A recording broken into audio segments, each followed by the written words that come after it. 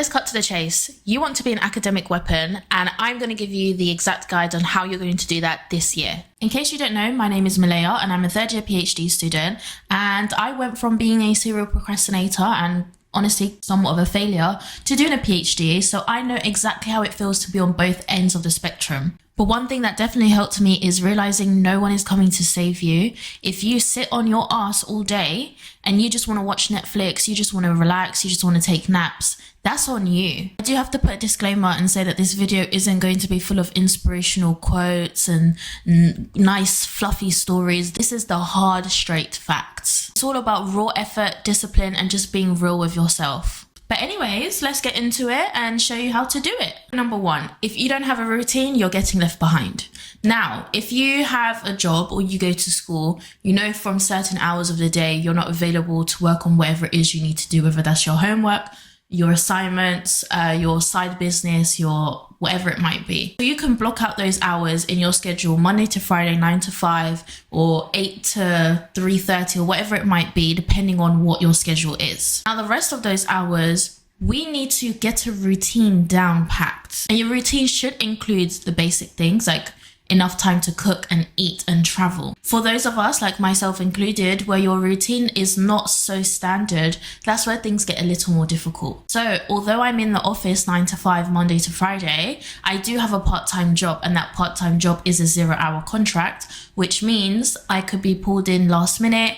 Every day looks different, every week looks different. It just means you just have to be a bit more flexible with your scheduling, and you might have to do it on a more recurring basis as opposed to just having a set schedule. Now, when you're making your schedule, you should try to aim for a daily schedule, but also a weekly one. When you're making these schedules, don't think you're some unstoppable, unsociable creature. Please try and factor in some time to unwind. Your schedule will fall apart if every second of every day you're living and breathing whatever it is that you're trying to improve at. I also like to include times of like buffer periods. So I may have a list of X tasks that I need to get done within a week, and I always have a few hours or a whole day where it's a buffer day to catch up with anything that maybe just didn't get done, whether that was because I was sick, because I was tired, because the work just took longer than I anticipated. Once you have your schedule down, things become a lot easier. But how do you get that schedule down right? So I usually start with a to-do list, things that I know that I always have to do, whether that's daily or weekly, and then update as the time goes on. So for example, I know at different points of my PhD,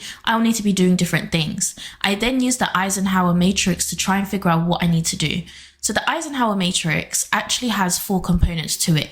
It assesses the urgency and the importance of a task. So you would start with the most urgent and the most important tasks and finish with the not so urgent and not so important tasks. I also like to incorporate the lengths of time these tasks will at least be predicted to take, because that often has an impact on what order I do it in, as well as the importance and the urgency of it. This brings me to the next point, which is prioritization is key, because you could technically be really busy and spend a whole day technically being productive by completing a lot of tasks off your checklist, but all of those tasks were nonsense tasks that really didn't need to get done. In that instance, you've been productive, but you've wasted your day. So is it really productivity? I don't know. That's up for debate, I guess. What isn't up for debate is that you need to prioritize effectively. The Eisenhower matrix will help you do that. You guys already know this concept. You may not realize it, but if we think about a time where you had loads of assignments due, a lot of exams to study for at the same time that you just simply weren't prepared for, what did you do? Calculated your grades and figured out what grades you need to get in what, and you studied on the ones that were a bit weaker to try and bring them up. You were studying to make up for the important missing marks, and it was urgent because the time or the deadline was obviously quite close. So whether you realize it or not, you have actually used the Eisenhower matrix at some point in your academic career. The next point is probably the most important point, and that is simply your decision making needs to change. There needs to be a shift in your mindset. You know, they say the law of attraction, theory of this, theory of that. TikTok always has a new word for it or a new phrase. But the bottom line is, if you don't truly believe deep down into your core that you are capable of achieving this, then just give up now. Honestly, just pack it up. Just go take a nap. Just do something fun instead. If you feel like you're about to put in all this work and you doubt the results that you're going to get from it, not worth doing, because you're not truly committed to the course. I once saw a creator speak about like decision trees. So you might have, if you're an older Gen Z or a millennial, you would have seen decision trees, especially in magazines.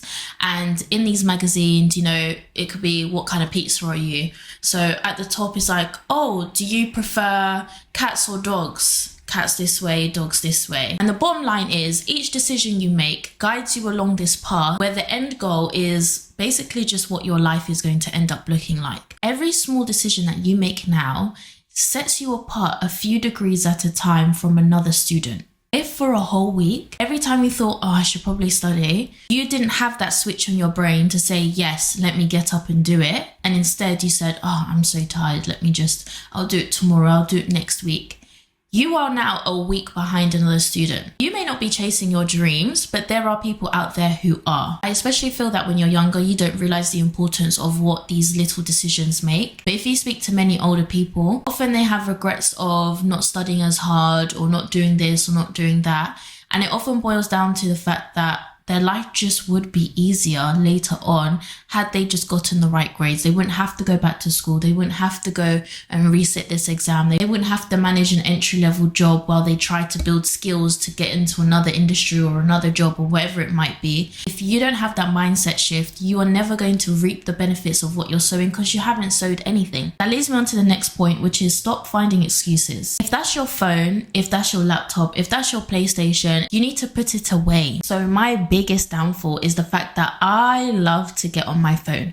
I always wake up early, even if I go to bed super late. But my issue is when I get up, I look at that phone, I blink, and it is 2 hours later and now I'm late. So what I've started doing and making a conscious decision to do is putting my phone somewhere else. I have a studio flat, so it's all one big room, but I will put it somewhere else in this one big room so I don't have access to it to just roll over in the morning and scroll for hours at a time. Once I'm up, which is the hardest thing for me, I can go brush my teeth and start my day and everything else works out. So whatever your obstacle is, find a solution and stick with it. Make sure it's a reasonable solution, because if it's not, it won't be able to stick. For example, you just can't seem to get your homework done, then maybe do your homework while you're still at school before you even get home. So once you're home, that could be a place of peace, relaxation, calm.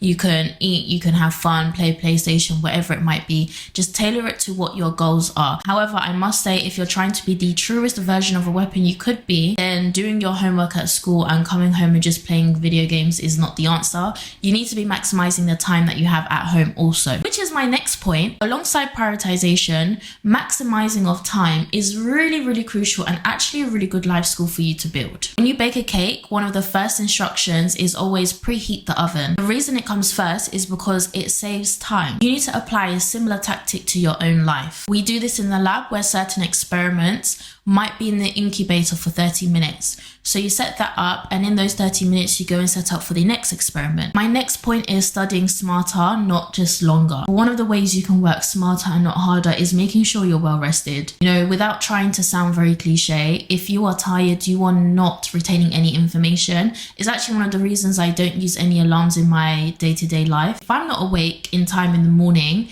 that means I haven't had enough sleep. I've had days where, you know, I've gone to bed really late and I've woken up really early, obviously, to get to a certain place at a certain time. And I've just been so tired and my concentration has not been there, but I've just gotten no work done. And it would have been better for me to have the few extra hours of sleep and been productive. That's not always possible for everyone, especially if you have school, if you have work, you know, you have to be at certain places at certain times. That just means you can't be lenient when it comes to your bedtime. The next one is slightly a controversial opinion, and that is balance isn't always possible. Although I did say earlier in the video, you need to be able to factor in things like social meetings and events because you're not just a hermit. Being able to say no to events is also really important. You won't be able to have the most thriving social life and be an academic weapon unless you're just really gifted, especially if you're someone who's starting not just from zero, but from minus. If you have had a history of bad grades, missing assignments, you are not in a position of neutrality. At the moment, it's like if we're all on a scale, you're at minus.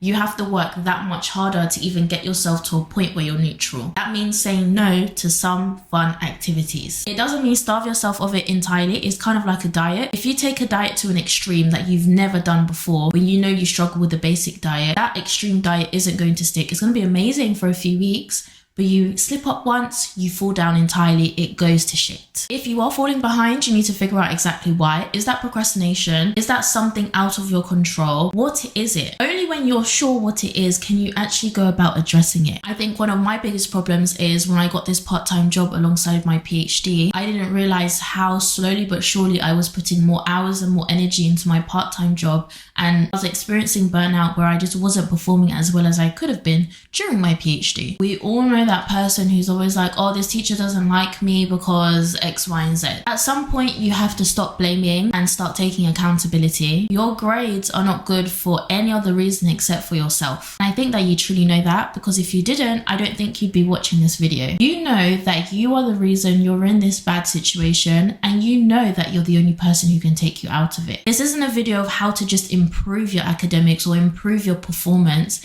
This is how to become a weapon. Best of luck on all of your endeavors, whether that's academic or career or your side hustle or business. I'm sure you guys have got it. It is a hard road, but I know you guys are capable. But you guys clearly are more committed already, and that is the hardest step, realizing a fault in yourself and taking that accountability. So the rest, not easy, but you're one step closer. Until next time, bye.